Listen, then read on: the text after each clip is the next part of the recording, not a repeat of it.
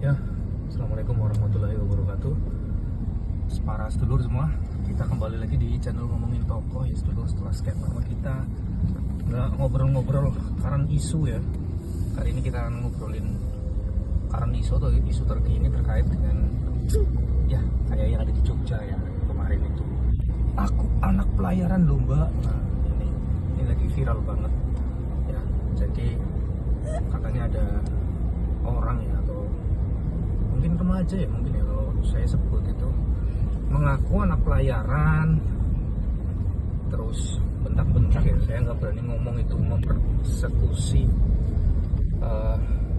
Mbak Shopee Food yaitu karena keterlambatan cuma 5 menit mas bro lur itu karena juga alasannya dari Mbak Shopee Foodnya itu juga masuk akal ya menurut saya, yaitu ada double orderan, terus ada peringatan suro, apalagi di Jogja itu kan kota budaya ya, lagi bulan-bulan suro, bulan-bulan Muharram kayak gini mungkin macet, dan itu disampaikan sama Mbak Shopee Food. Akhirnya bentrok itu kemarin ya, setelah mbak-mbaknya dibentak-bentak itu para mas-mas ya yang tergabung dalam paguyuban mungkin ya, atau komunitas para driver Shopee Food itu juga nggak terima, akhirnya datengin ya kayak gitu. Sampai sekarang zaman-zaman yang serba viral dan kita harus hati-hati dalam memperlakukan orang terutama ya. Tapi bukan itu yang akan kita bahas. Yang akan kita bahas adalah kok sekarang kenapa sih ya orang-orang sekarang ya terutama di Indonesia itu kayak terikat banget sama yang namanya pekerjaan. Artinya gini, itu mas-mas yang pelayaran itu kan seperti menggunakan uniformnya lah ya dalam tanda kutip itu, pekerjaannya untuk seperti mengkoersif ya, seperti mengkoersif mbak-mbak Shopee-nya itu supaya dia itu terkesan dia seperti superior, dia pengen menunjukkan superioritasnya. Aku mbak-mbak aku ini pelayaran loh mbak, biasanya disiplin kayak gini ya.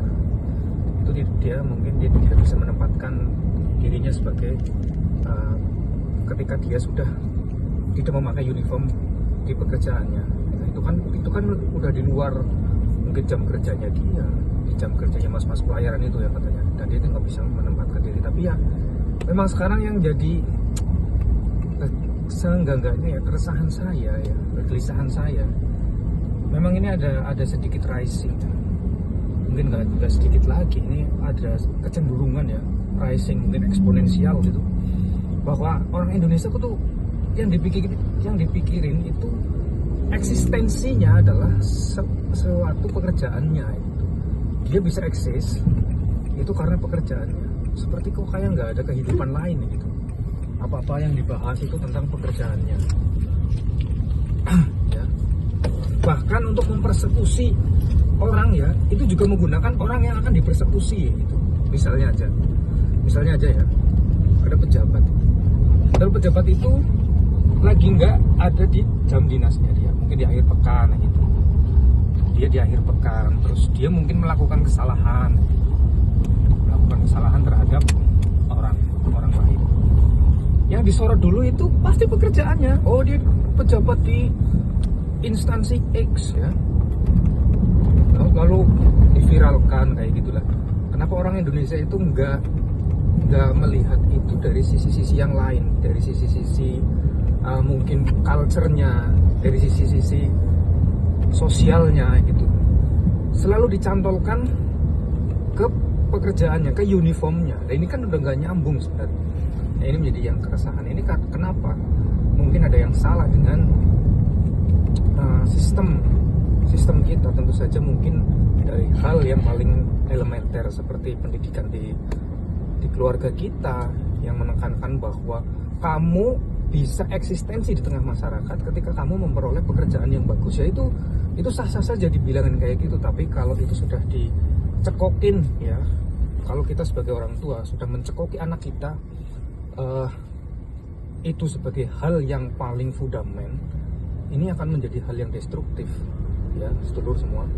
Ini perlu diresapi. Mari apa yang salah dengan kita gitu. Mungkin saya menawarkan satu solusi. Mungkin saat kita harus keluar dari zona-zona itu. Kenapa sih kita selalu pekerjaan ini yang ada di pikiran kita pertama ketika kita mengeluarkan statement apa ya. Nah, saya menawarkan solusi, yaitu tentu saja pekerjaan itu adalah masuk ranah empiris ya, masalah empiris. Nah, sisi-sisi esoteris, sisi-sisi spiritual ini memang klise bro, klise dulu semua.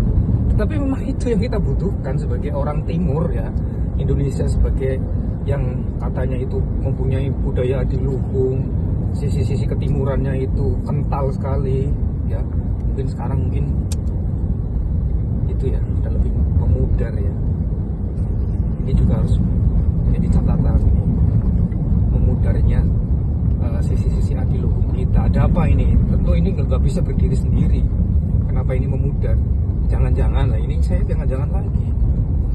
Jangan-jangan sistem-sistem yang kita, tentu saja ini saya bicara tentang pendidikan ya, kurikulum dan sebagainya, yang kita sudah lalui semua ya, di 20 tahun terakhir ini ada yang salah. Apa sih? Mungkin ada pelajaran-pelajaran yang dikurangi ya, atau mungkin bahkan dihilangkan di sekolah-sekolah kita. Saya anak-anak 90 itu masih ingat lah ya, dulu ketika ada pelajaran PPKN, PMP lah ya. Saya nggak ngalamin yang PMP, saya PPKN. Itu ditekankan rasa tepos liro, rasa tenggang rasa. Itu saya masih ingat banget. Bahkan guru-gurunya sampai dengan SD sampai dengan SMA ya. 2024 saya ingat ya, di SMA itu udah nggak dapet yang gitu-gituan. Sampai dengan SMP ya, saya terakhir dapet itu sampai dengan kelas 3 SMP. Tahun 2004 kurikulum KBK itu saya udah nggak dapat yang namanya pelajaran-pelajaran tentang tepos liro, tenggang rasa dan apa ini ketika saya masuk SMA. Nah, ketika itu sudah terkikis karena saya mengamati ya 20 tahun terakhir dan akhirnya berimbas kepada apa yang kita alami sekarang. Tentu ini juga harus menjadi catatan ya, kita harus introspeksi. Ayolah, mungkin kita bisa hidupkan kembali lah ya, yang namanya penekanan terhadap tepos liro, tenggang rasa. Mungkin klise, tapi hal-hal klise ini memang ampuh dulu. Mungkin bisa dibandingkan lah generasi-generasi ya, saya nggak bisa sebut ya generasi mana yang mungkin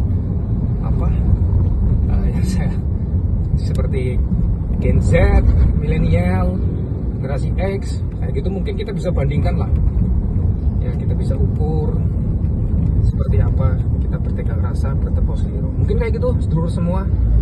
Mungkin ada salah, ya itu masih manusia ya kalau saya salah. Assalamualaikum warahmatullahi wabarakatuh.